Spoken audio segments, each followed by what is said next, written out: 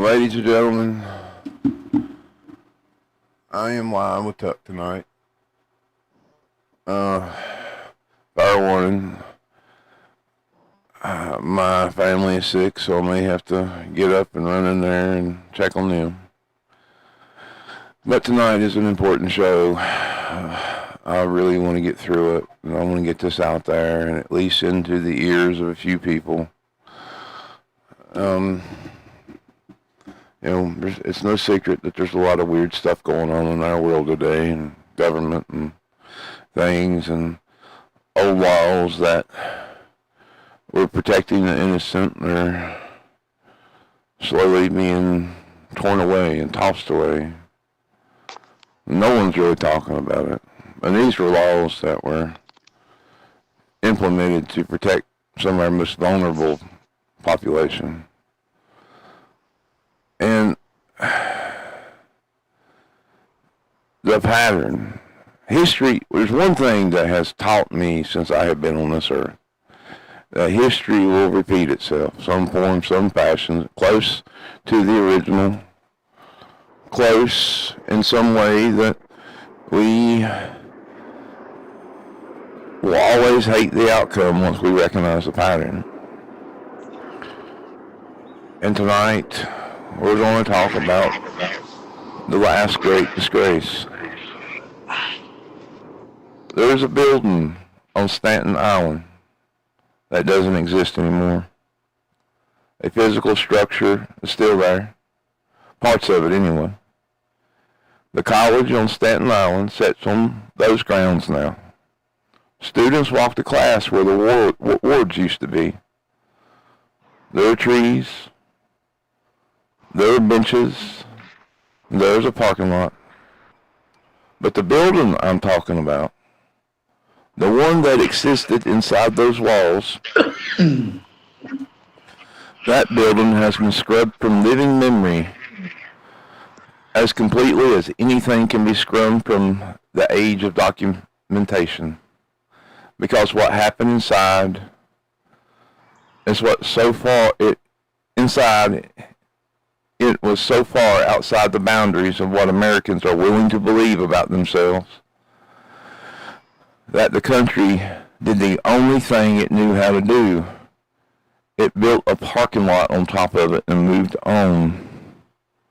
Now, today, I went and looked for video, and I found video, but I'm not going to play that online. If you're interested, you can go look. You can go find the original report, and you can see what happened there. But I want to let the story speak for itself, and then you go look, because you need to look. But I also warn you that the evidence about what happened there is slowly starting to disappear. Well, more than slowly. I mean, it was kind of hard to find some of this stuff, but it's out there. I may even put links to the videos in the description. But anyway, the building was called Willowbrook State School. And in 1972, a reporter named Geraldo Rivera walked through its doors with a hidden camera, rolled tape, and aired footage that made grown men cry on live television. The footage showed children not being educated, not being treated, and not being cared for. They were being stored. What Riviera found inside Willowbrook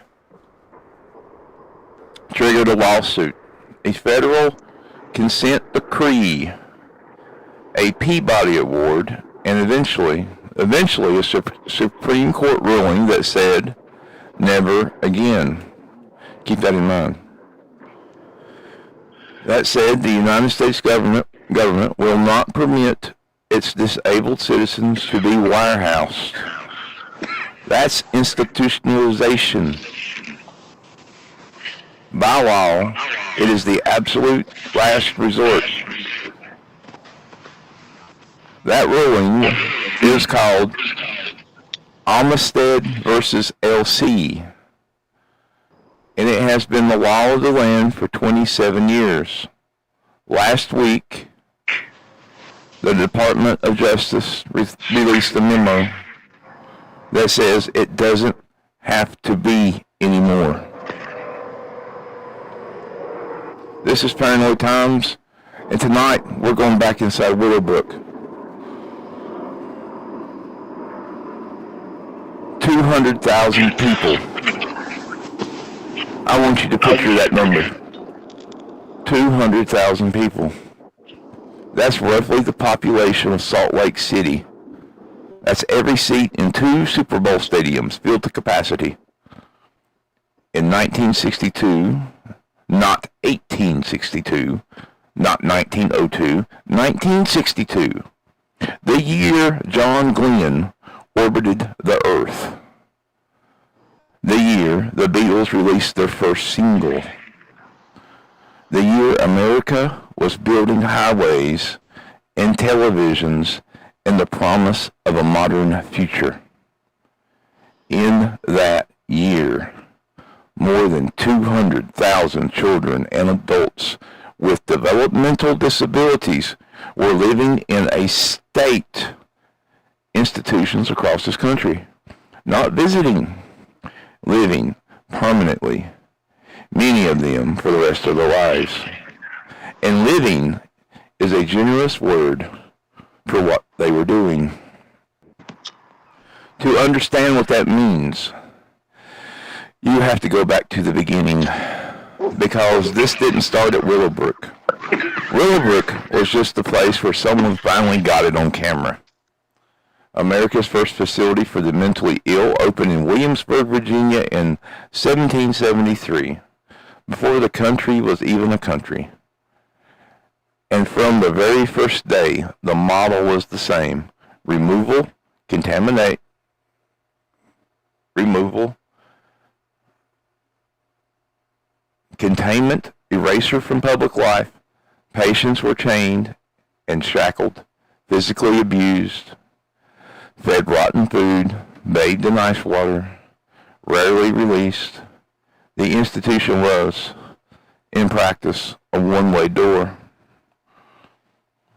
For the next century and a half, through the Revolution, through the Civil War, through industrialization, and through 2 world wars, that model didn't fundamentally change. The language got more clinical. The architecture got larger. The paperwork got more elaborate. But the core transaction remained identical. Your family, your community, your government handed you to a facility, and that facility absorbed you, and you did not come back. By 1870, reformers had already criticized the overcrowding and overuse of physical restraints and total absence of actual treatment. By the early 20th century, documented accounts of conditions inside state asylums were being published and shocking people. And then people were going back to their lives. Nothing changed. Nothing ever does. Because nothing was supposed to change. Here's the thing about the history of institutionalization in America that most people don't want to sit with. It is not the product of cruelty run amok. It was a system that started good and then got corrupt. It was a system that worked exactly as designed. The design was to make certain categories of people invisible. And for nearly 200 years, it succeeded. 24 states passed eugenics laws in the early 20th century. Laws that authorized the forced sterilization of disabled people, not quietly, not secretly, through their state legal councils and government, with public support, because the logic was simple. It was spoken out loud. These people should not reproduce. These people are a burden. These people are better managed than integrated. That is the ideological foundation on which every institution in this country was built. Now, the boom years. Here's the part that should stop you cold. Willowbrook didn't fill up during the Depression. It didn't fill up during the war, when everything was rationed and everyone was sacrificing. It filled up during the boom. Between 1945 and 1960, America's gross national product grew by 250% per capita. Income was 35% higher than it had been at the end of the war. By the mid-1950s, 60% of American families had achieved what economists were calling a middle-class standard of living. The GI Bill was sending men to college, putting them in suburbs, handing them mortgages. The country had never had more money. And between 1946 and 67, the number of people with disabilities in public institutions increased from 116,828 to 193,188, a rate nearly twice the general population growth. The prosperity made it worse, not better, worse. Think about what that means. When America got rich, it didn't use that wealth to build the infrastructure that would let disabled people live in their communities. It used the wealth to build a version of the American dream that had a specific shape. A house in the suburbs, a car in the driveway, a television in the living room, a family that looked a certain way. A disabled child did not fit that shape. And the medical profession, the authority class, the people's families trusted, was pushing institutionalization, not despite the overcrowding and the understaffing, but alongside it. Doctors knew what was inside those places.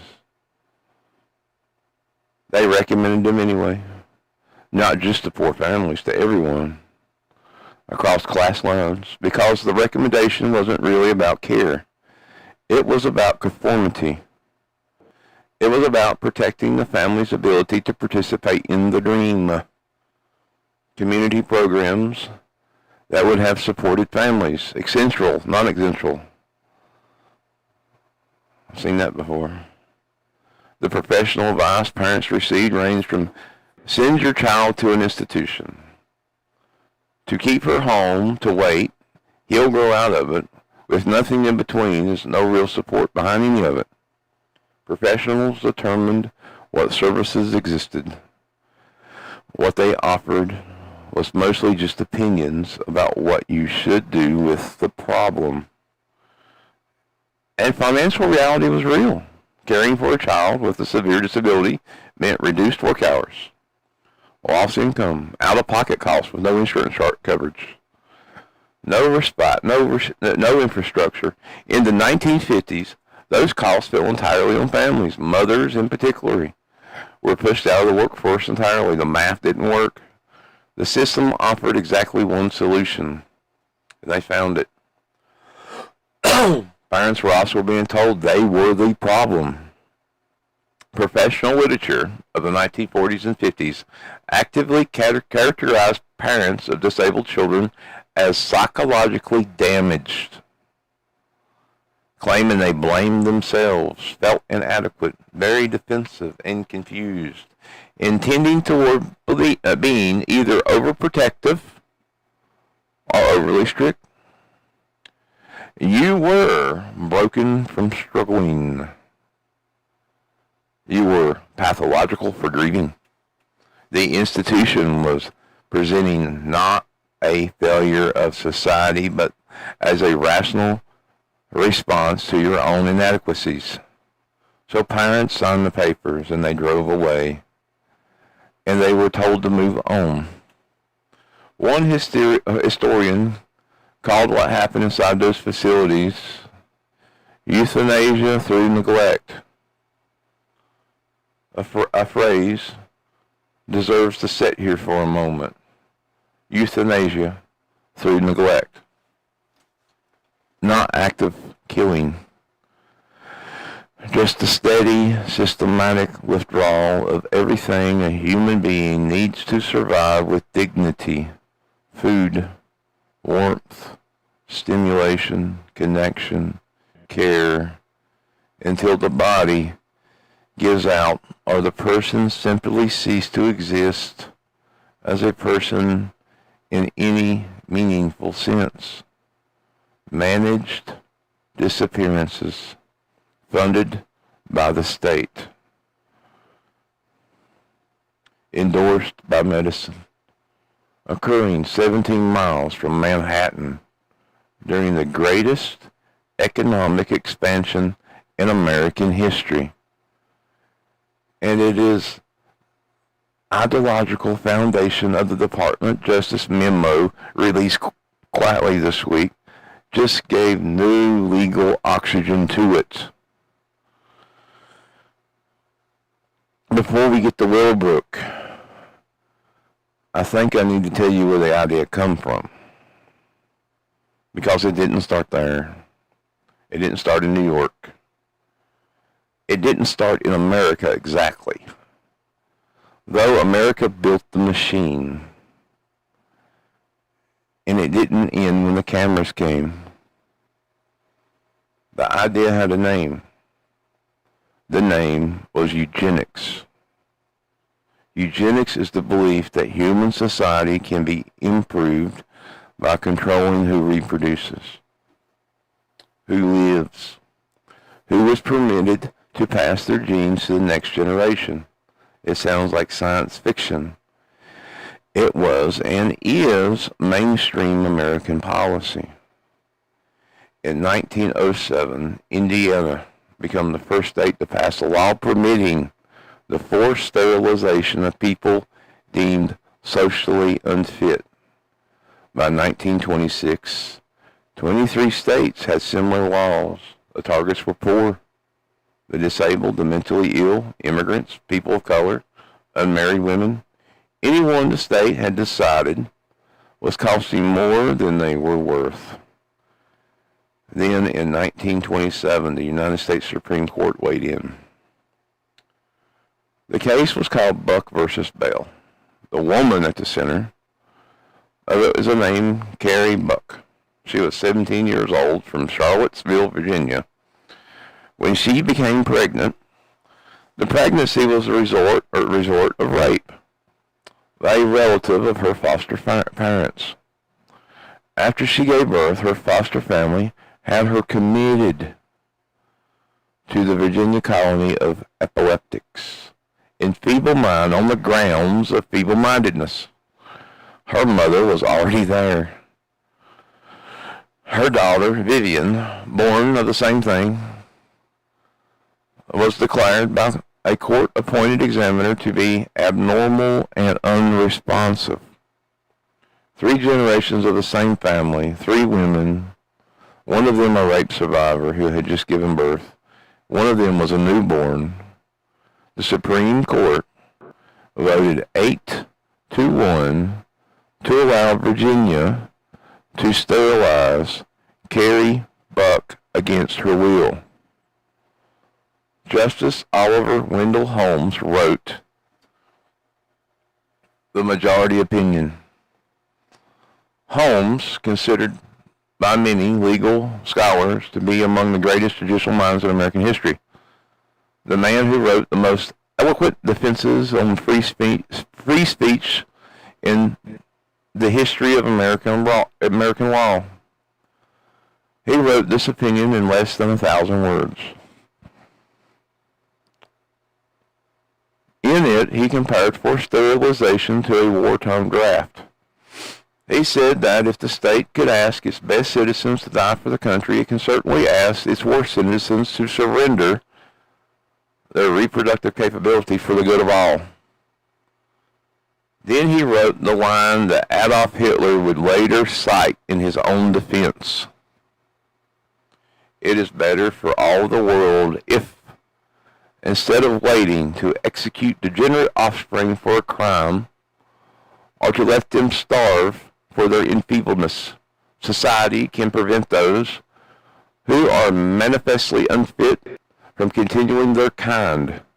3 generations of imbeciles are enough. 3 generations of imbeciles are enough. That sentence, written by a justice of the United States Supreme Court representing the majority view of 8 of 9 justices, has never been overturned. Buck versus Bell is still technically the law of the land. The sterilization statute is authorized. It has been repealed. The reasoning has not. In a decade after that ruling, almost 28,000 Americans were forcibly sterilized. 7 new states passed sterilization laws. Puerto Rico passed one. The press largely celebrated. The Daily Progress in Charlottesville called the Holmes opinion a genuine classic with progressive tendencies. Time magazine described the opponents of eugenics as sentimentalist. This is not a fringe position. This is America mainstream.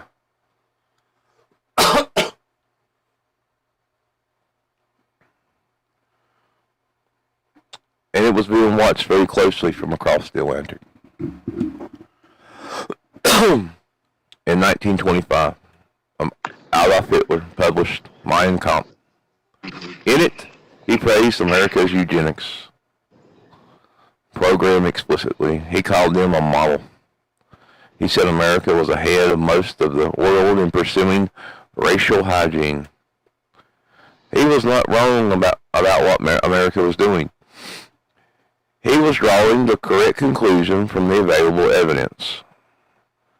When the Nazis drafted their own compulsory sterilization laws in 1933, the law for the prevention of diseased offspring, they specifically cited the success of the California sterilization program as a documented by American eugenicists.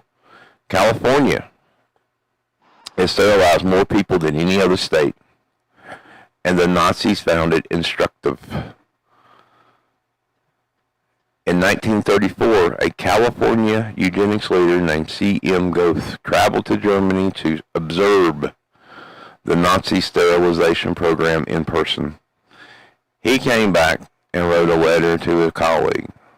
The letter was so celebrated that the Human Betterment Foundation, a San Diego eugenics organization, included it in their 1935 annual report. He went on to write, "You will be interested to know that your work has played a powerful part in shaping the opinions and groups of intellects who were behind Hitler. In this epoch-making program, everywhere I sense that the opinion has been tremendously stimulated by American thought. I want you, my dear friend, to carry this through, or carry this thought with you for the rest of your life. That you have really jolted in action a great government of 60 million people." A California eugenist, an American, bragging to another American colleague that their work had inspired Hitler's sterilization program. Published in the annual report in 1935. By 1939, the Nazis had sterilized over 400,000 people. Then they decided sterilization wasn't enough.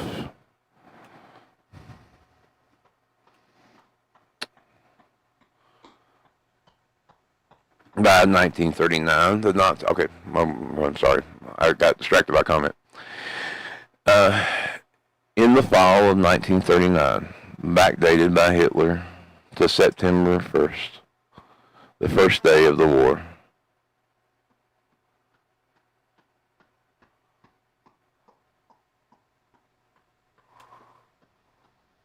Okay. I don't know what he's talking about. He said my gain was too high, and then he said something else. I'm not sure. Anyway, sorry. Okay. All right. In the fall, in the fall of 1938, backdated by Hitler to September 1st, the first day of the war. We're almost at a break point, by the way. To give it appearance of a wartime necessity, the Nazi government launched what was known as T4, named for the address of the Chancellor's office who administrated it. The program was simple in design. It paneled a medical of experts, doctors, psychiatrists, physicians, reviewed forms submitted by hospitals, asylums, institutions across the Reich. The form listed patients. The doctors marked them. A plus sign for death, a minus sign for continued life. They never examined the patient. They reviewed the paperwork. The buses came. People were told that they were being transferred to better facilities. Parents received official letters informing them that their children were being relocated for improved treatment. The buses drove to one of 6 killing centers across Germany and Austria. Converted castles, former prisons, existing psychiatric institutions. Inside, patients were led to sealed rooms and killed with carbon monoxide gas. The gas chambers built for T4 were the direct prototype of the gas chambers later used in the Holocaust. The families received letters afterward. Their loved one had died of an illness, pneumonia, appendicitis, whatever the form required. Along with the letter came in the urn. The ashes, the letter explained, were the remains of the family member. They were ashes from a common cremation pile. The Nazis were putting them in a collective pile of the dead, presenting each family with random portions, telling them, this is yours. Between 200,000 and 350,000 disabled people were killed under T4. The program was officially discontinued in 1941 after a Catholic bishop named Clemens von Gale preached publicly against the murders and created enough pressure that Hitler announced its end. But the killing continued in secret for the duration of the war. It simply became more or less centralized, less bureaucratic, more local. Doctors killing patients with overdose and starving rather than gas. The same outcome through quieter means. And here's the thing history class almost certainly don't tell you. The Holocaust didn't begin with Jewish people. It began with disabled people. The gas chambers were not invented for Auschwitz. They were invented for the killing centers of T4. The transport infrastructure, the bureaucratic processing, the falsified death certificates, the mass cremations, the trained personnel. All of it was developed and refined on disabled Germans first. When the Nazi leadership decided to expand the program, they had been working system to scale. The Holocaust was built on an infrastructure of a disability extermination program.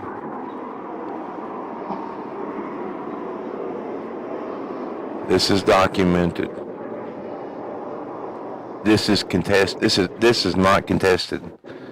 It is in the United States Holocaust Memorial Museum's own encyclopedia, and it simply isn't taught. After the war, at the Nuremberg trials, Nazi war criminals were brought before an international tribunal. Among the evidence presented was the full documentation of T4, along with the defenses offered by Nazi lawyers, Buckley versus Bell. America law cited Nuremberg as justification for murdering disabled people. Let that sit. After the trials, Germany reckoned. Monuments were built. Apologies were issued. A memorial to the T4 victims now stands in Berlin at an address that gave the program its name. In the United States, there was no such reckoning. The American eugenics movement did not end. It rebranded. Organizations changed their names. Researchers pivoted quietly to genetics, to population control, to family planning. The foundations that had funded and celebrated eugenics, the Rockefellers, the Hammerings, and a few others, were rarely held accountable. The scientists who published works had provided the intellectual framework for Nazi genocide continued their careers. The institutions continued operating. Forced sterilization of disabled Americans continued well into the 1970s. 60,000 of America in 32 states were forcibly sterilized across the 20th century. God, I'm losing my voice. The last recorded involuntary sterilization under the Virginia statute, the same law at the center was Buck versus Bell, occurred in 1978. Now here is why I'm telling you this before we get to Willowbrook. Willowbrook was not an accident.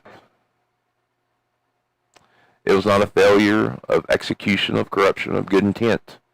It was an institutional expression of a belief system that had been built in American universities, funded by American foundations, litigated to America's Supreme Court, praised by Adolf Hitler, exported to Nazi Germany, refined into a genocide, rebranded after the war, and quietly continued in America's practice another 3 decades after Nuremberg. The belief that some people are burdens, that some bodies are problems to be managed rather than live to be supported. That's the state has the right, perhaps even the obligation, to remove inconvenient people from public view and administer them out of existence. When you understand that history, Willowbrook stops looking shocking. It becomes inevitable. All right, now, before we get to Willowbrook, I need a break.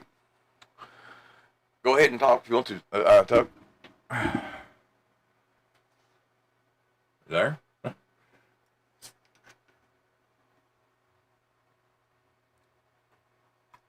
Hi guys, I'm Friar Tuck. I got a channel. I've actually been talking about this for anywhere from 4 weeks, 4 years to the last couple of weeks. So if you're, I mean, he's going way more in depth on the legal course and stuff like that. But this time around, it started with the with the migrants, and those detention centers are going to be used for the homeless. And after the homeless, it's political dissidents. So They're actually, yeah, they're going to go after these disabled people first now. yeah. I just did a whole 3-video series on it. So I talked about the experiments, the laws, and then just kind of the bouncing ball and the which way it goes. Yeah. So just so we're clear, audience. The reason I'm doing this video, while we need to talk about Willowbrook and everything, they're beginning to do this again. Yeah, Willowbrook this is a the model. repeat. Huh? Yeah, Willowbrook this is the a model. repeat of history. I'll be back. But this is all just for part of this is for an infrastructure program, but a lot of this also is Americans are paying for the Democrats fucking their fuckery. You've got 60% of illegals that are on the dole of some sort of government program. So that means only 40% of the services. And they're sitting there saying, well, we've got too many people on the services, so we got to figure out ways to get rid of them, make them productive, change things around. you should look at how they're changing the laws around the country as far as involuntary commitment, because involuntary commitment is something that they're starting to use on the homeless community. If you are either because they consider you to either be a nut job or a fucking junkie, and so therefore you're going to be involuntarily committed. They don't think that anybody they don't think that anybody would ever choose homelessness, and the only people that are homeless are just the people that are on drugs and are too crazy, and that's just not true. It's not true. It's the farthest thing from the truth. But that's because they're playing wordsmith games.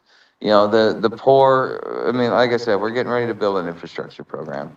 So, um, but this right here, you should really start looking at how your states are changing the involuntary commitment laws, because this is how it starts. And the state of New York has changed involuntary commitment to also include not being able to pay for rent, buy clothes, or pay bills.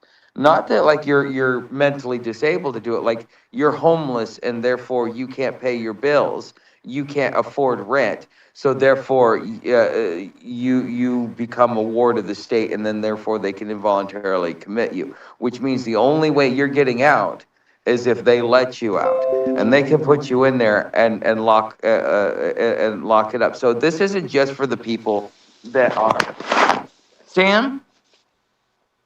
This isn't just for the people that are currently suffering with genetic disabilities.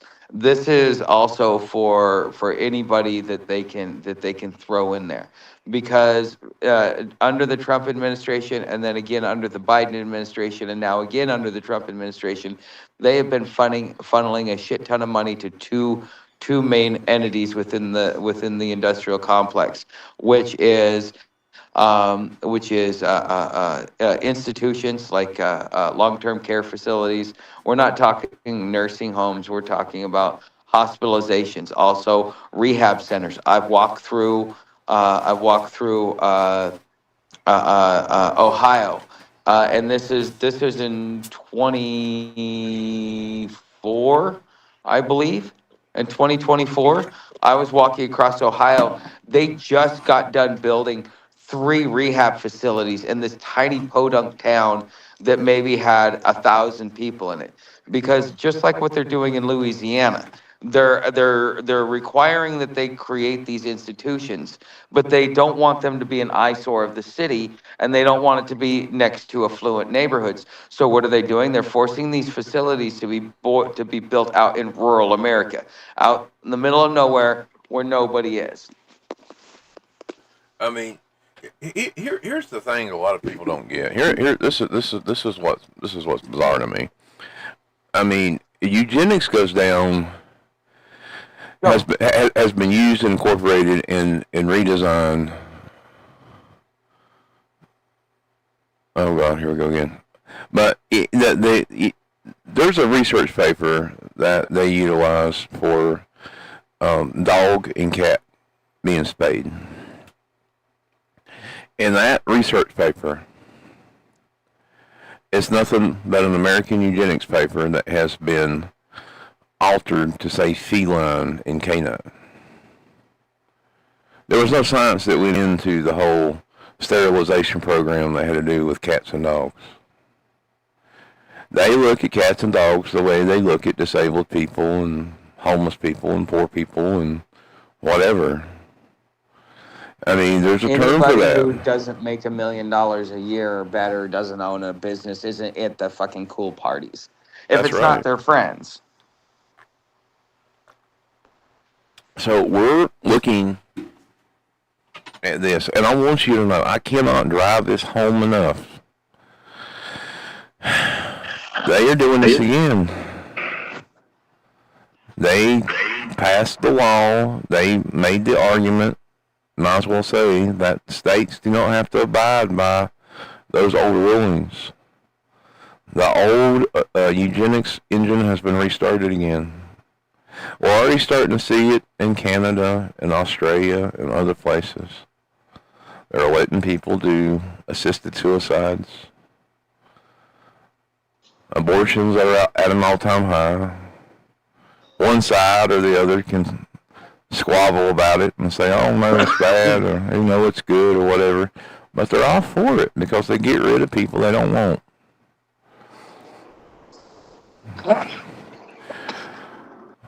The people we should be breeding are the people we're getting rid of. And we're breeding monsters. Now, this is the part that I want you to stay with me here. This is an important part of the story. Or documentary, or whatever you want to call this. That we're looking at the past appear in the future. Something that's about to happen. So I need you to stay with me here. Now, I know some of you have heard the name Willowbrook, and a lot of you haven't. If we were to see a raising of hands, probably only a small few of you would have.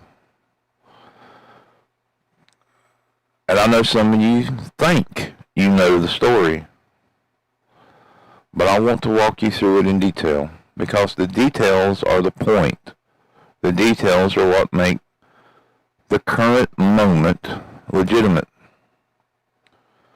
Willowbrook State School was designed in 1938 and built on 375 acres in the Willowbrook section of Staten Island, New York. The original purpose, a facility for children the state of New York had labeled, and I'm using the state's language here, mentally defective. Construction finished in 1942. But instead of opening as planned, the facility was converted into a military hospital for the duration of World War II. Wounded soldiers recovered in those buildings. In 1947, the military left, and New York State opened Willowbrook for its original purpose. It was designed for 4,000 residents.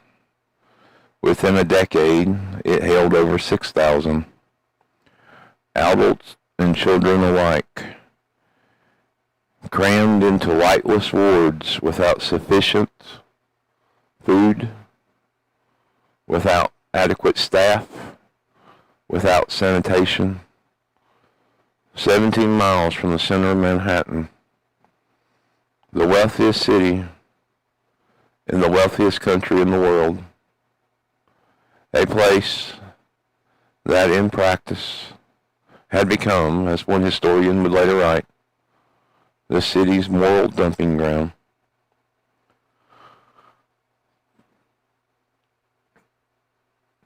Families were told this was care, this was treatment.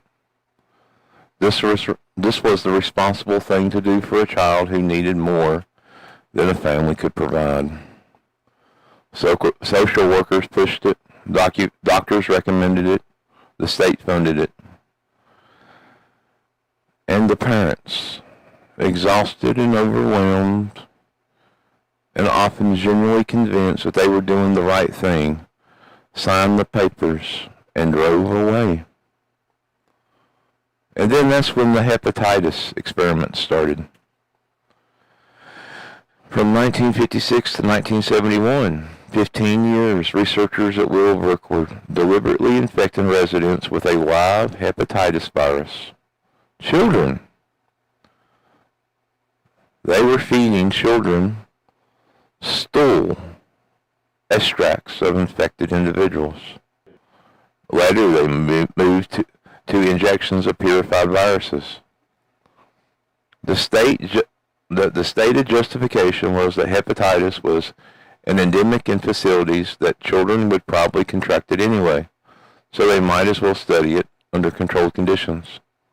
Let me say that again slowly. Children deliberately infected with hepatitis because the institutions were so filthy, so overcrowded, so completely dysfunctional that the researchers decided the infection was inevitable. And instead of fixing the conditions that made the infection inevitable, they decided to use the children as test subjects. And here's the detail that will not leave me alone. Willowbrook had a waiting list. It was overcrowded. Desperate families couldn't get their children admitted fast enough. But the hepatitis research unit had its own space, its own capacity, its own admission track. So some parents who had been told their children needed institutional care, parents who had no community resources, no support systems, no legal protections, no alternatives, signed consent forms for their child to participate in hepatitis experiments. Not because they wanted their child infected, because it is the only way to get them through the door. In 1965, Senator Robert F. Kennedy toured Willowbrook. He was not a man known for being easily shaken. He had been the Attorney General of the United States. He had sat in rooms where serious men made serious decisions about serious things. He walked through the wards at Willowbrook and came out and said this: We have a situation that borders on a snake pit. The children live in filth and dirt, their clothing in rags, in rooms less comfortable and cheerful than cages in which we put animals in a zoo. This is very little future for these kids who are in these institutions. He made recommendations. He called for change. Then he happily went back to Washington. Guess what? Nothing happened. For 7 more years, nothing happened. Then in January 1972, a Willowbrook employee named Dr. Michael Wilkins was fired.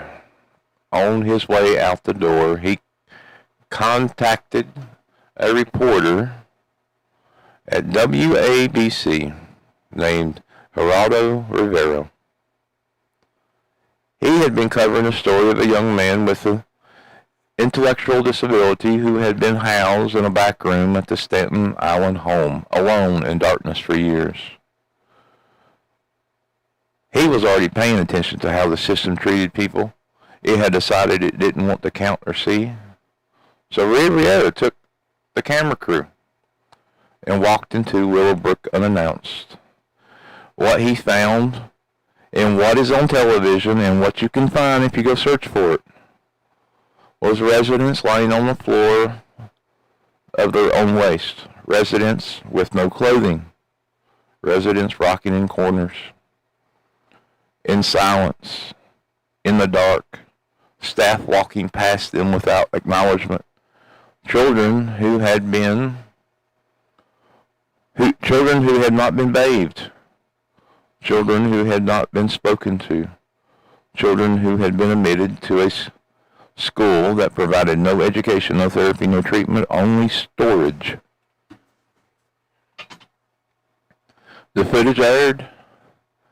The Peabody community gave him the highest honor, and a class action lawsuit was filed on behalf of 5,000 Willowbrook residents within weeks of the broadcast. Now, I want you to hold on to something right here. After the lawsuit, after the consent decree, after the legal reforms, after federal legislation, all of it, a 2020 New York Times investigation found that many of the Willowbrook's 2,300 surviving Illuminati are still being abused in smaller group homes.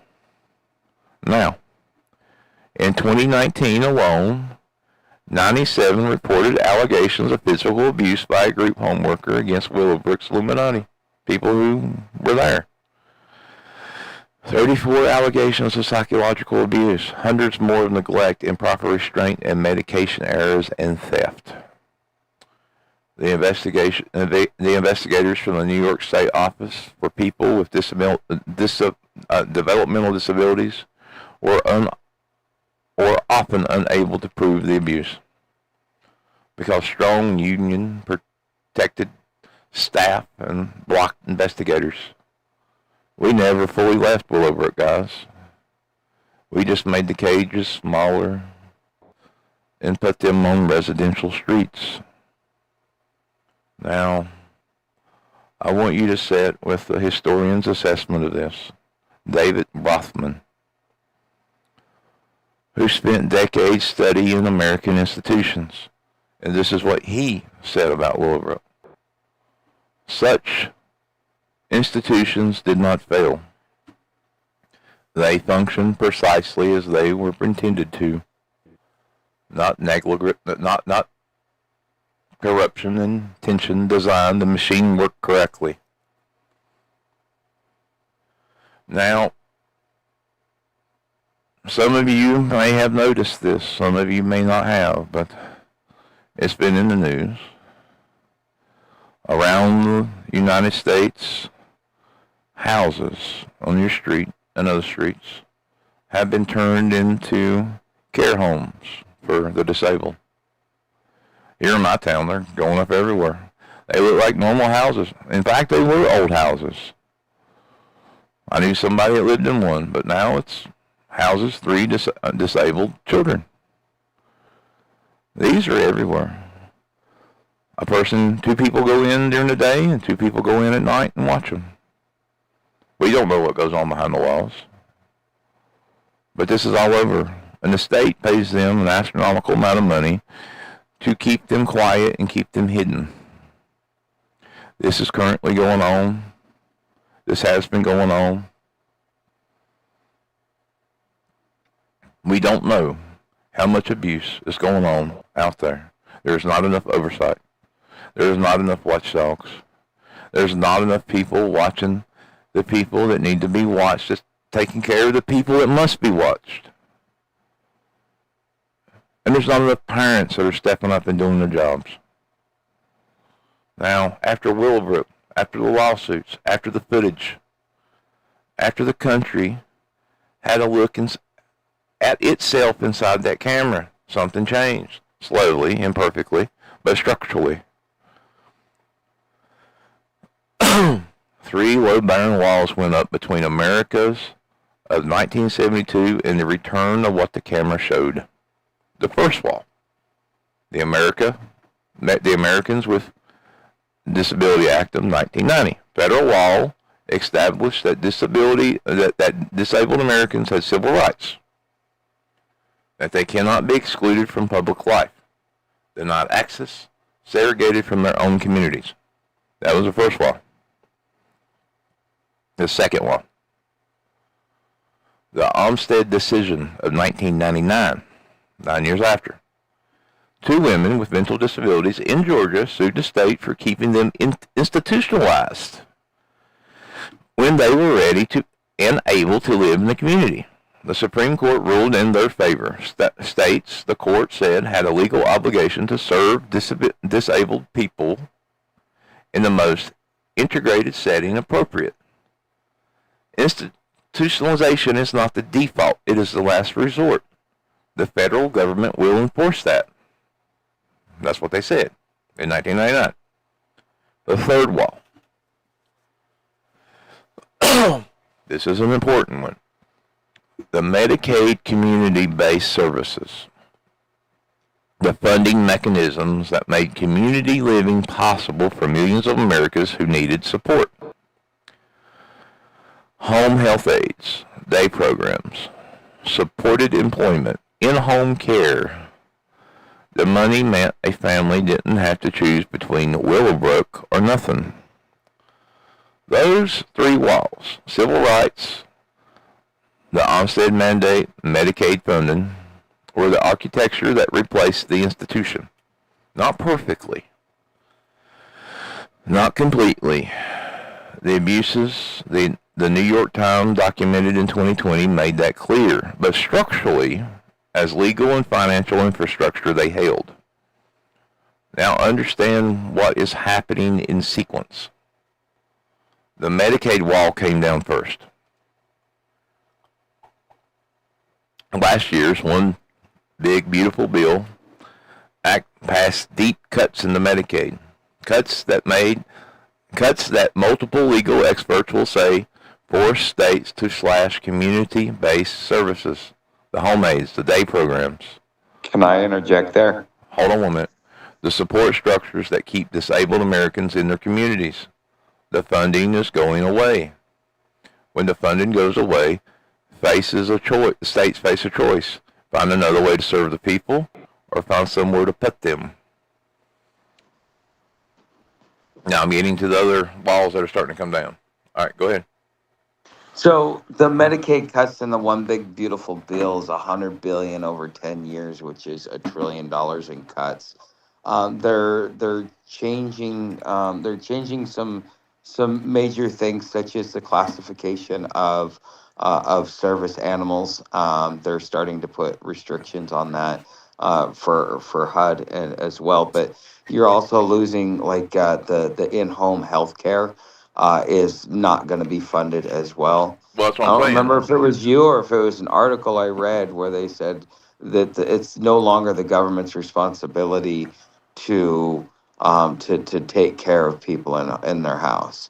But I know that it's something that's come up recently. Um, but all of this is being funded by the Cicero Institute. No, a lot of this is being funded by a number of groups, a number of organizations that still run eugenics programs. Yes, but the Cicero Institute's the ones that have sent 22 states copy and paste bills to start doing this shit. I mean, yeah, I'm sure they're partially behind it, but the majority of this is still. But who's behind the Cicero Institute? I would say the big ones, the ones behind the eugenics programs, the ones we're talking about here, the Rockefellers and everybody else, the people who want all this to happen. I mean, they're the ones that fund all this other stuff. This is most likely a money play because the guy who started the Cicero Institute is one of the co-founders of Palantir, which does all the administrative software services for the government.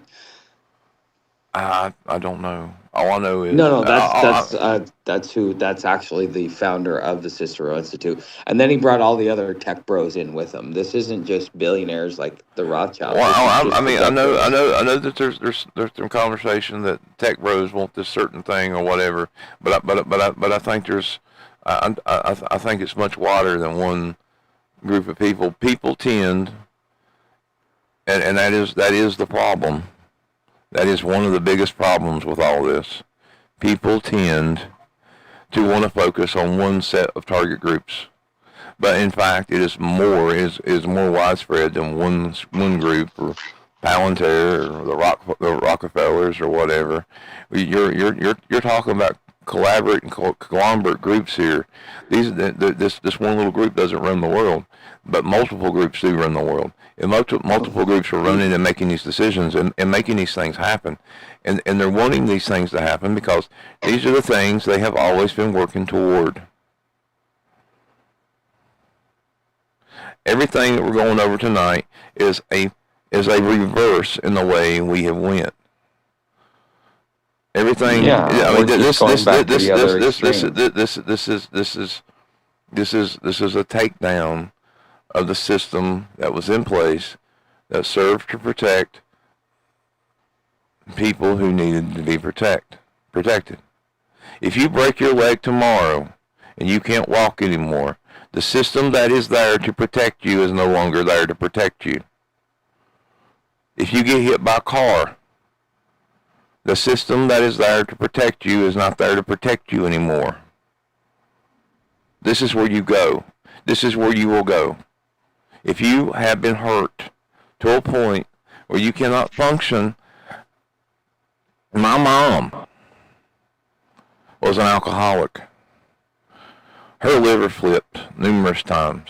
She got so bad they had to put her in a care home. At that time, I was out of state and I couldn't come visit her, but I heard people tell me about the place they sent her to. she had got to the point where she was so paranoid, disturbed, and everything that, and she was Dude, I could alone. tell you some stories. My mom was a CNA in a nursing home for 21 years. She got blackballed from so many of them because she would see people like she'd come in after her days off, and you'd have people there in their fucking bedpans, with bed sores, never flipped, fucking still shitty from the day before because they never cleaned up or anything else like that. Well, And my that's mom would after go, COVID. After no, no, no. COVID, This was I this was know, the I know, I know, I yeah. know, I know. But I'm just saying is after COVID, like here in my town, that if I was to use my town as a model for what is happening in America, and I could, because we're unique in a way that we don't have a whole lot of people, but we have under a certain amount of people, and that things that seem to happen here show us what's happening around the rest of the world. Like when President Trump enacted war powers and Detroit is spinning up production of tanks and missiles and things like that, old factories that didn't produce anything since World War II, we start doing it too. When there's a medical shift or whatever, we do it too.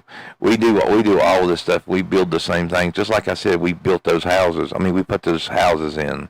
There's houses, residential houses that have been converted into medical facilities because it is economically viable. We do it here. We have been doing it all over. At one point, we had probably, 5 nursing homes. And this was before COVID. We also had physical therapy centers. But this wasn't something we needed. And over the time, there was abuse. There was things. The people who ran these nursing homes just left and didn't come back. Left the residents in there, in these various places. So we had, maybe 100 residents in each one of these huge places, and it was disturbing. And now those people have been shipped away to God knows where. We don't have, as far as I know, we only have one nursing home here now. In a place they felt that we needed 5. But we have all of these homes for children and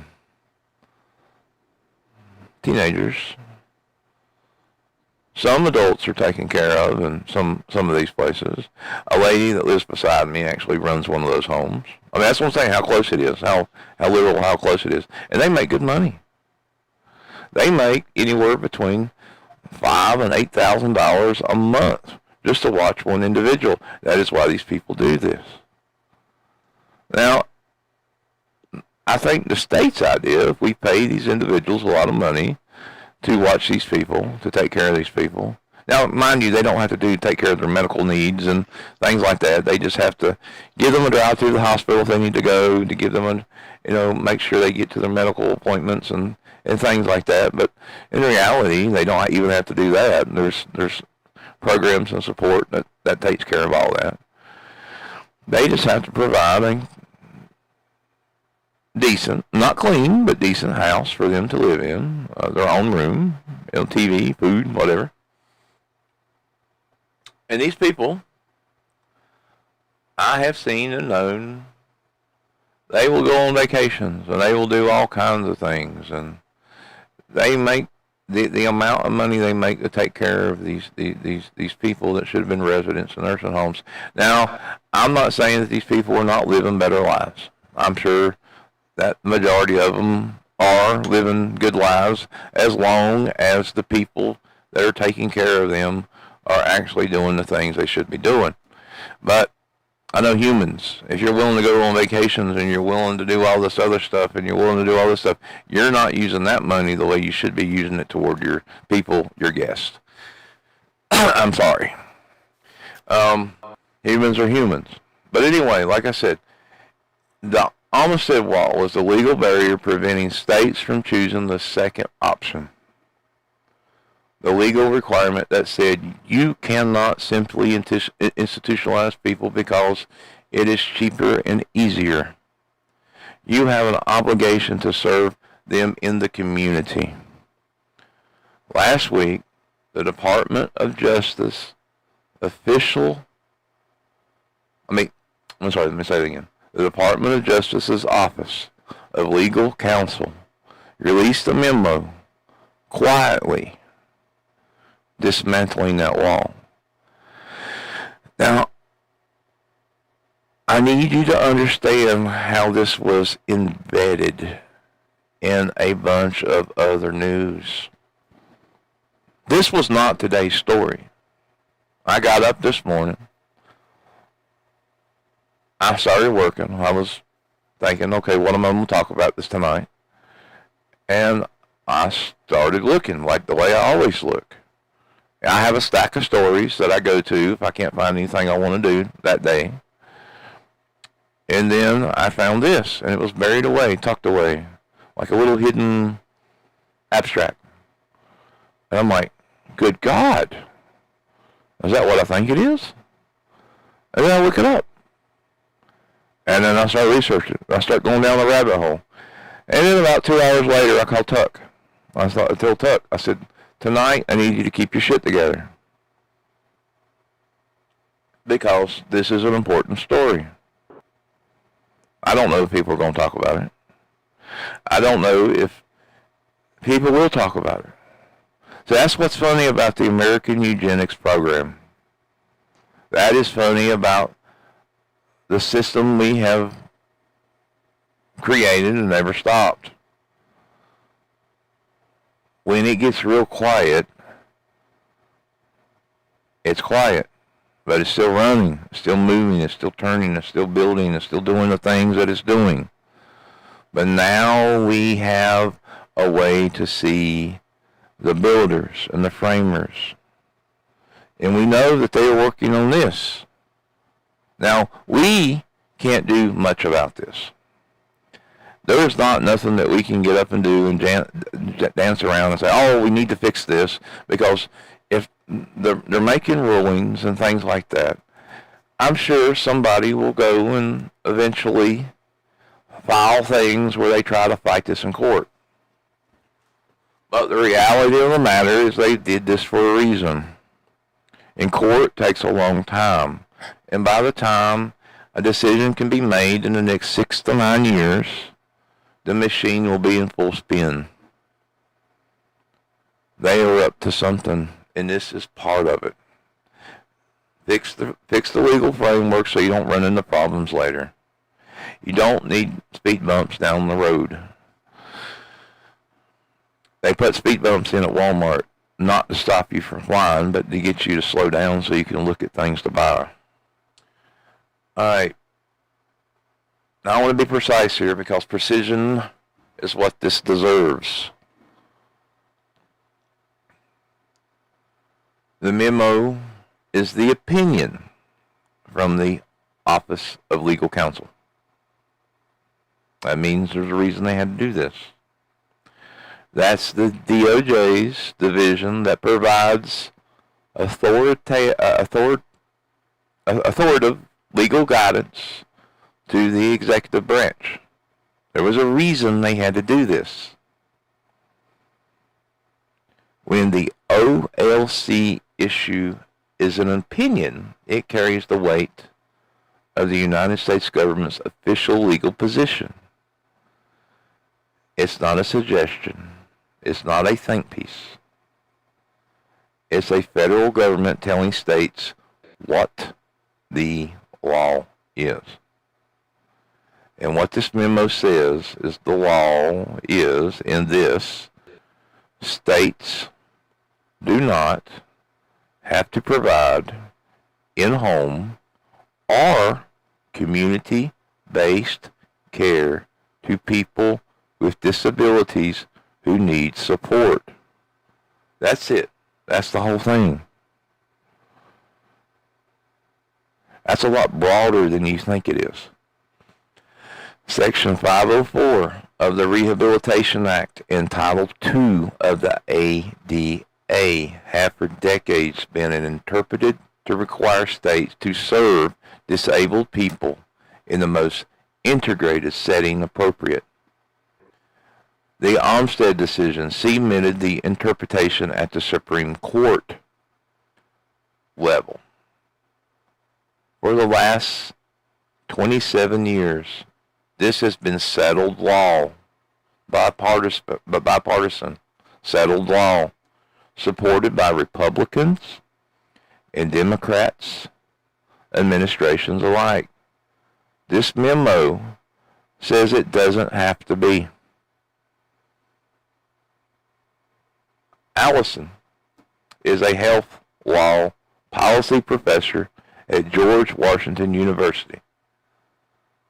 She led disability law policy efforts under both Obama and Biden administrations. She is not given to hyperbole. This is what she said when this memo came out. It is now the position of the United States government that the people with disabilities don't have a right to be a part of their communities. I can't overstate how significant this change in position is. And I need you to think about this. The Department of Justice did not respond to requests for comment.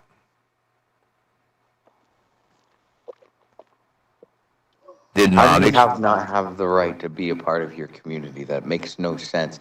It's like saying, yeah, you live in the neighborhood, but you don't have the right to be part of that neighborhood. How do you come to that conclusion? Well, that's what this is. That's what these laws were put in place to protect. This is what eugenics set out to do. These are the laws and the boundaries and the things. But once you start taking those boundaries down, this is what you're left with. There's no in between. I mean, this is how it is. It was always one side or the other, and they knew this. I mean, this is the equivalent of ripping off a Band-Aid that had been super glued to somebody's arm. Well, we were told that this was gonna be something else. I mean, we were prepared for this. I wasn't prepared for this. I'm not in this because it is much broader.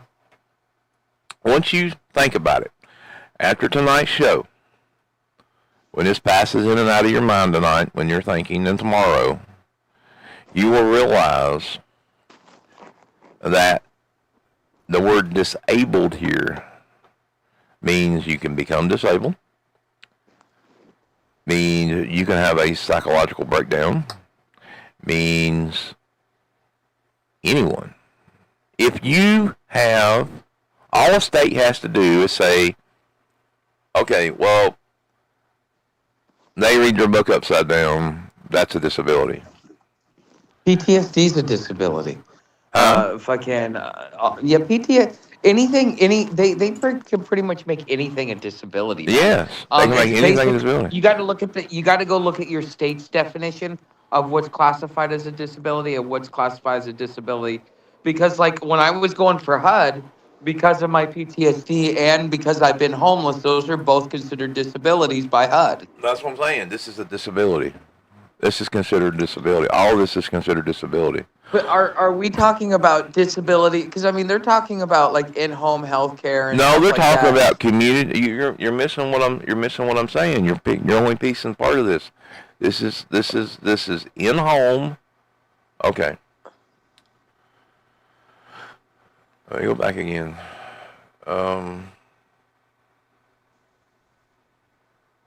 You're. Well, it's the federal government's only it's only what they're funding. It says states do not have to provide in-home or community-based care to people with disabilities who need support.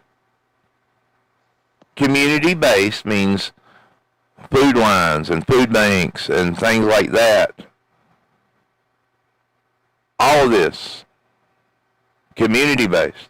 In-home is where people get taken care of in-home.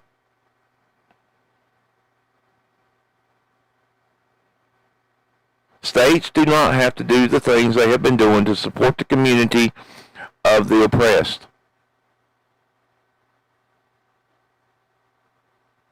And this is law. You dig?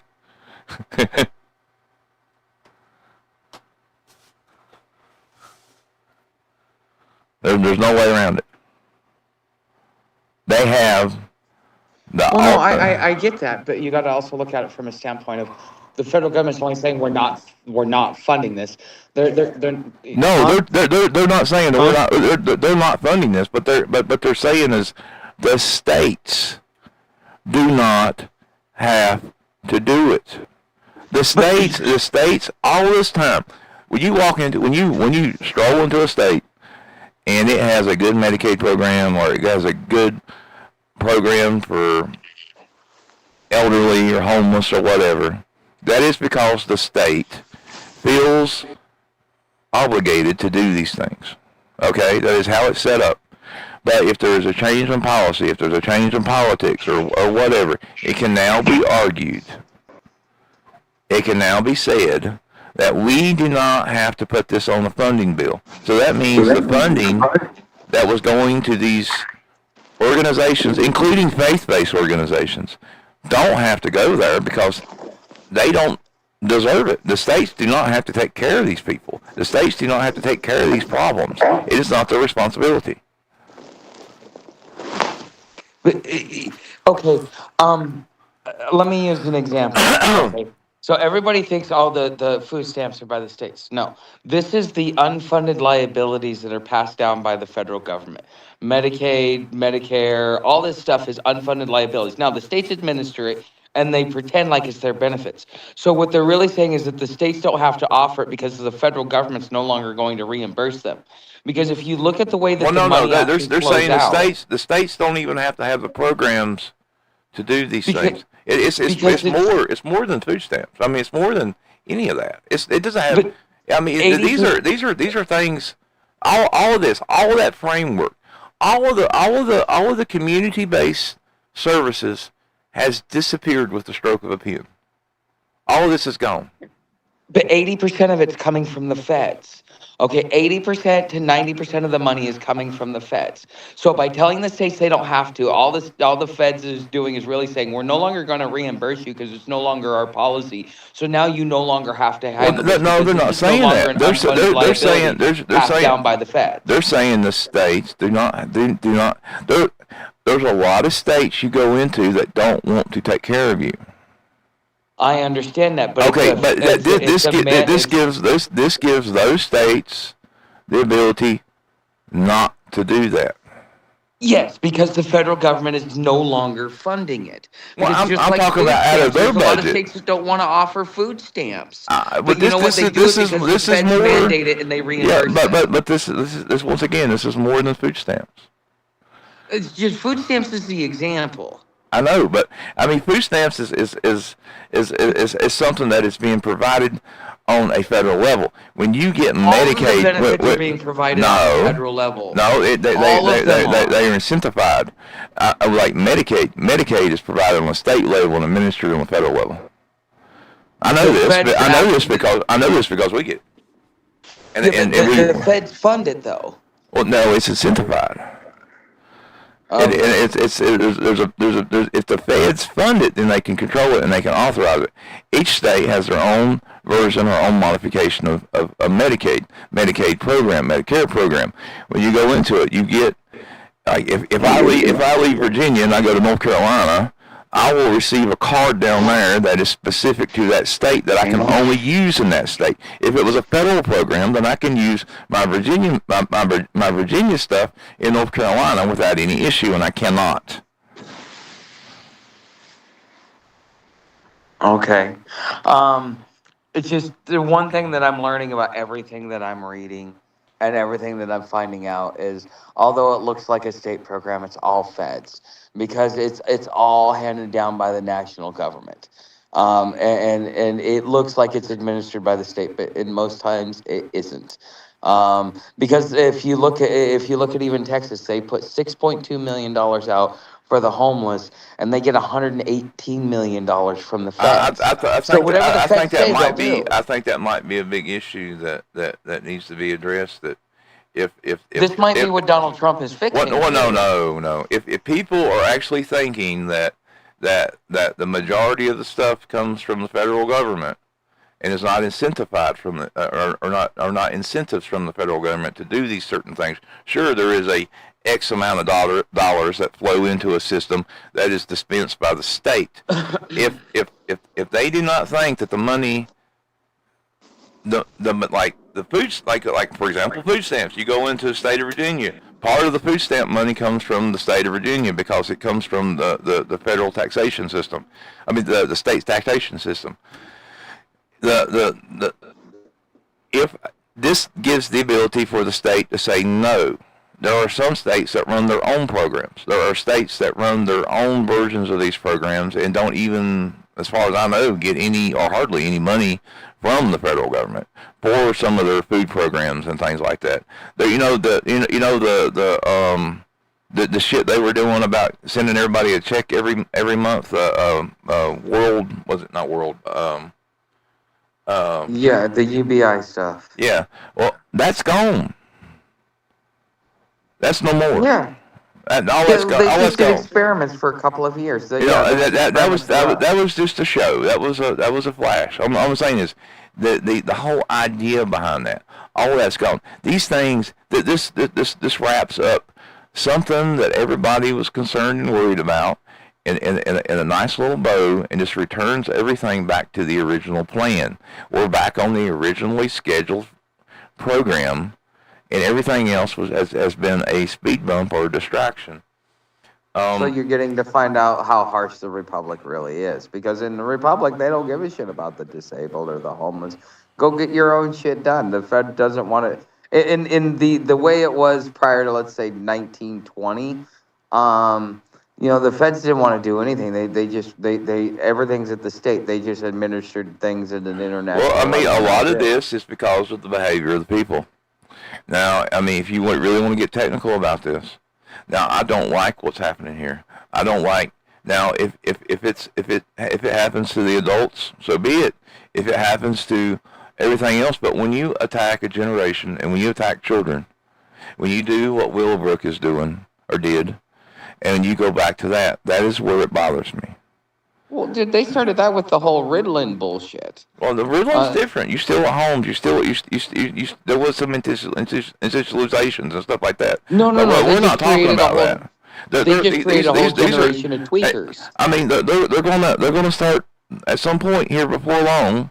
They're gonna take autistic children and bust them up and take them to compounds and do their best to fix them. Of course. I mean, this is what's going to end up happening. But the thing is we're making we're making a responsible decision in an irresponsible way. Well, I think as a parent of a autistic teenager, I think that any interference outside of the home is unnecessary. I think I think that anything, any words, any of these services. Now, me personally, I do not think many of these services and things are actually beneficial in any degree. I don't think that these things help us. They are patches, band-aids, and colorful little objects to distract us from what's really going on. That's what it's always been about. Even medications a psychiatrist give you, they don't know how it works. They've created these problems, and they're constantly creating these problems, and they're going to continue to create these problems, and they're going to keep working at it until either everybody's gone or we're all zombies. But now, the states are already facing Medicaid shortfalls for the last year's cuts. That's just from that big, beautiful bill. Mm-hmm. They are already looking at their budgets, and they're looking at the people they are required to serve and trying to figure out how to make the math work. Community-based care requires staffing, infrastructure, coordination. It requires money. Money that is being cut. We're seeing that here. The other day there was a woman, we have a place over up in the woods there that helps disabled people do like community-based activities and stuff and work together and everything. And apparently her thing shut down, and she was looking for something that where she could hang out and be with people like her. It's sad, and it's a growing issue. And now the legal requirement to provide it has been dissolved. Go ahead. My first tenant, my first tenant, he was he apparently like he inhaled some bleach when he was cleaning. It singed his lungs, so he was on a respirator. He was asleep, and his girlfriend came in, stabbed him in the chest. So he's got a bad heart, and like this guy was like almost 400 pounds, but he'd been in a nursing home because like he developed like Parkinson's and all this other stuff along with it to where he fit the need to go into a nursing home.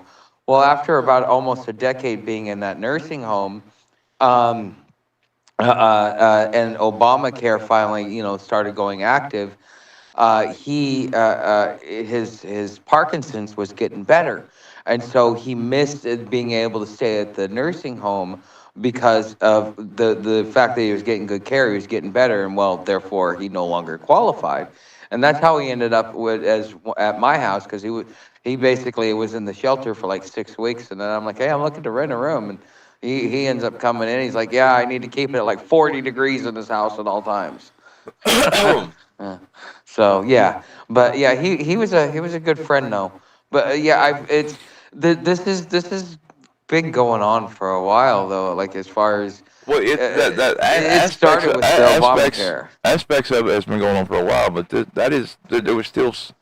Yeah, but see, when you say aspects of it going on for a while, there was funding and stuff there. Now there's not going to be the aspects that were actually keeping it going.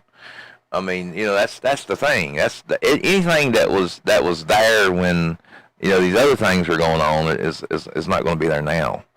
If you listen to the people that say that, oh yeah, it's worse than 2008, it's worse than 1977 or whatever, and stuff like that. Well, in 2008, they were telling us we either do austerity now or we do austerity later, but we're going to have to do austerity. Europe did the austerity, we didn't. Now it's our turn. And I think that this is really what Donald Trump is ushering in, is the age of austerity. And yeah, it may seem brutal, but we got to balance our books. We spent more than we could because it's more lucrative for our companies to make money going to war than it is taking care of its own citizens. Well, yeah, I mean that is that, but we've been able to do it thus far, and we just need to pull out of what we've been doing and deal with what we need to. And there was something you were talking about with how how the American economy grew in the 40s and 50s. I was actually watching some kind of like a mini documentary on that because they were talking about how the new Fed chair that Donald Trump has appointed wants to do the same thing, which basically we created a policy where everybody put their money in bonds. It grew our economy. We invested in infrastructure, and we actually grew ourselves out of the debt. It's not that we actually paid it off. It's just that we grew the economy to be a bigger portion than our debt. Well, yeah, that's part of AI. That's part of it. But I mean, you also have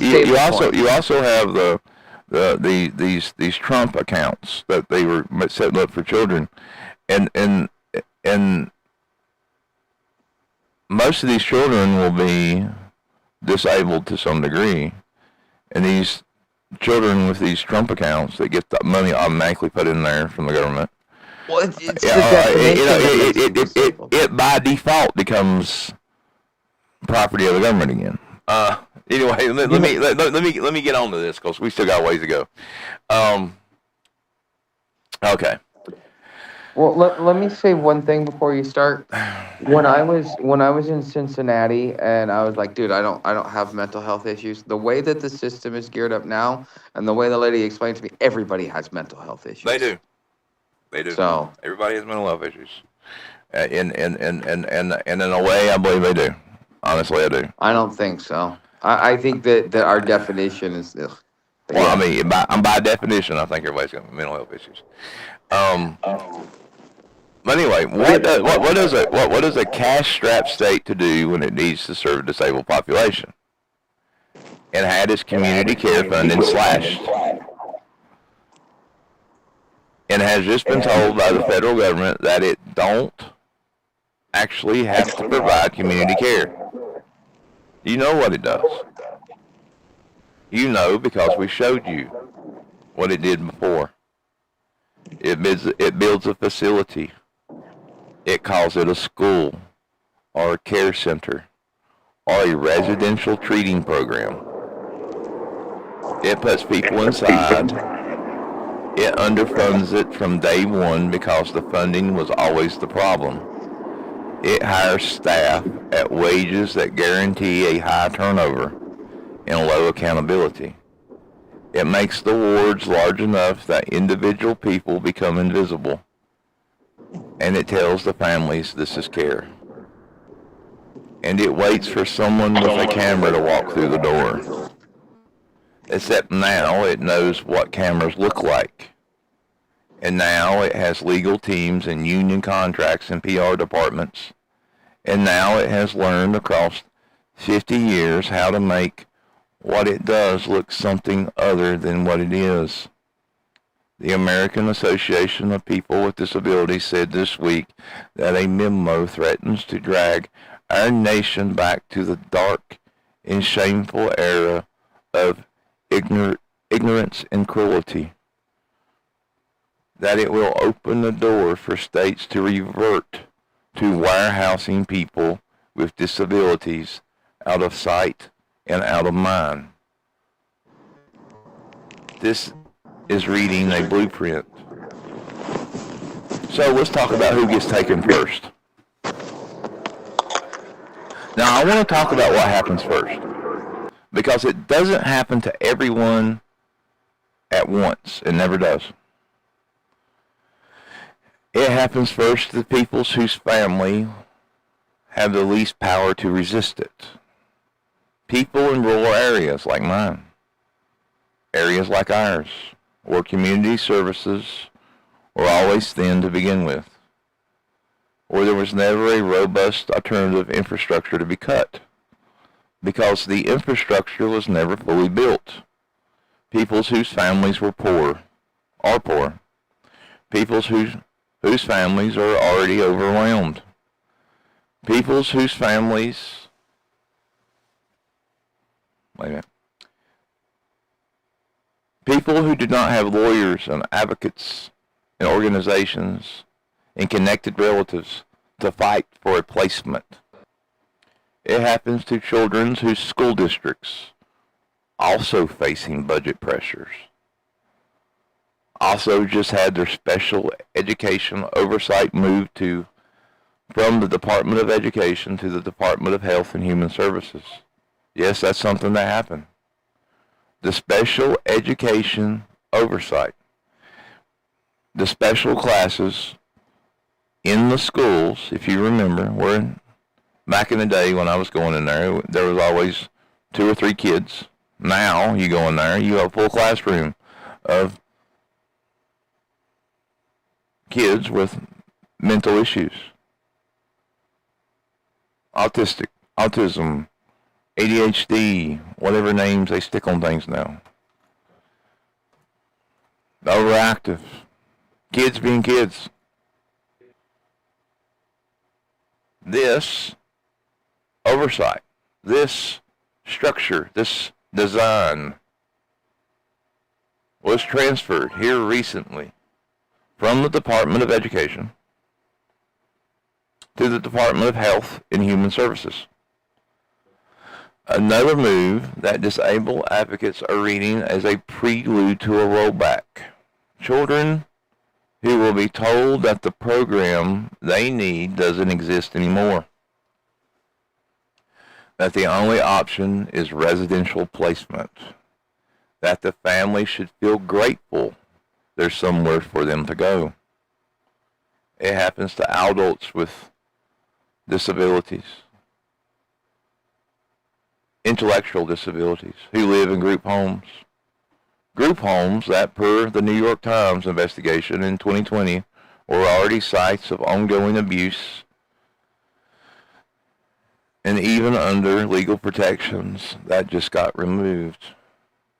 It happens quietly, case by case, placement by placement, until there are enough people in enough facilities that the facilities need to be expanded, until the model is normalized again, until the parking lots get built and the students walk to class and nobody asks what happened in that building where that used to stand there. This is not a prediction, this is a pattern that is documented, a repeating pattern of how this worked every time the pressure to remove inconvenient people from the public life has been given legal room to operate. And now it has a lot. The question has never been whether the impulse exists. The impulse has always existed. The question had always been whether the law was strong enough to enforce it enough and constrain it. Last week, the answer changed. Now, in 1966, a researcher named Burton Blatt smuggled a miniature spy camera into 5 unnamed state institutions in 4 eastern states. Well, he photographed and published quietly in a small book called Christmas in Purgatory, was so far outside what people were willing to believe that Blatt made a decision. He refused to name the facilities. He said it didn't matter which facilities they were. He said the picture should be understood as representative of every state institution in this country. He was right. And here's the thing about Blatt that I keep coming back to. He went back in 1979, 13 years later, after the lawsuits, after the legal framework, after the reforms. He and his colleagues went back inside the institutions to see what changed. He published what he found under the title, The Family Papers, A Return to Purgatory. The institution, he concluded, remained an unworkable model. Not because the people running them were monsters, not because the intentions were bad, but because the institutions, the structure itself, the design, the logic of removing human beings from their communities and concentrating them in a managed facility was irreformed. The cage, no matter how you painted it, is still a cage.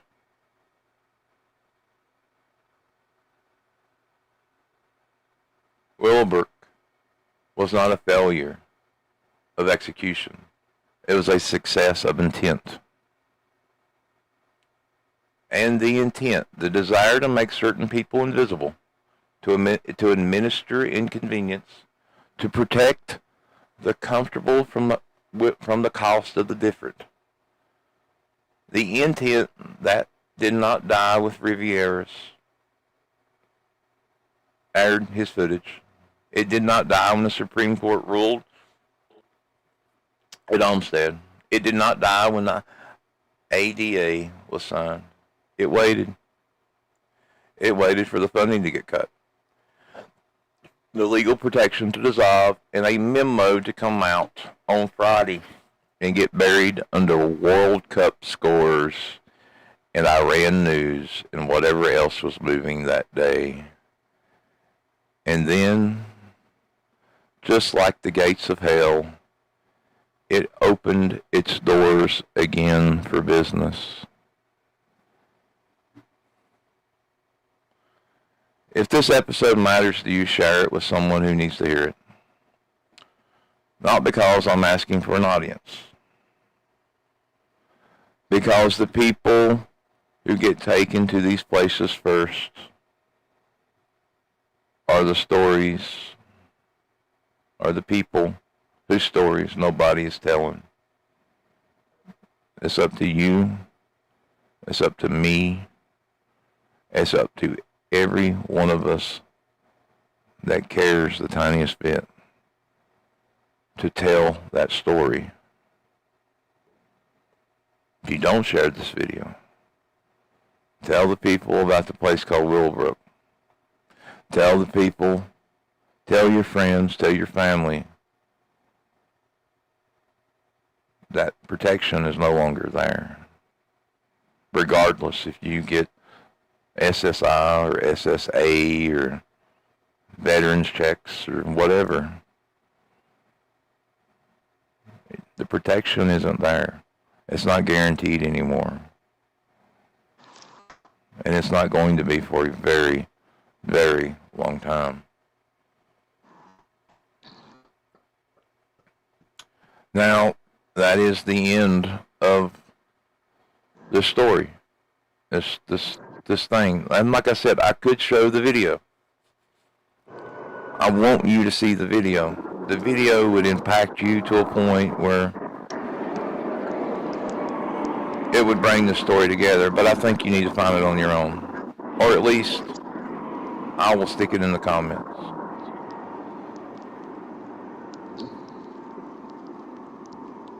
But I've seen the video before, and I watched it again today, and I know tonight I will have nightmares again.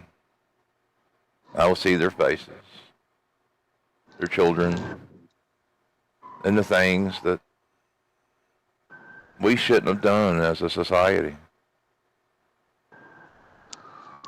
I keep telling myself, not in America. But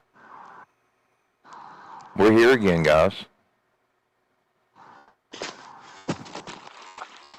It doesn't matter what we do off the soul.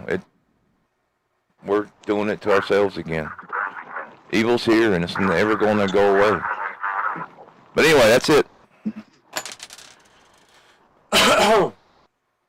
Tuck, if you want to talk, go ahead. I feel like I done talked an hour, 2 hours. Oh. Yeah, pretty much.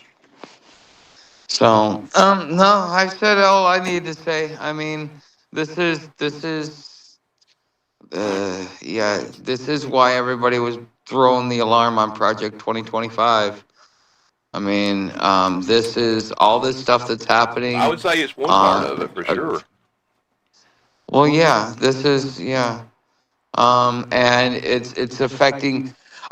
When I met a guy on the towpath, he said anybody that makes less than, I think, or that has less than $50 million is a target of the Trump administration. I was like, damn, because he worked here in D.C. He was like, I was like, damn, you know.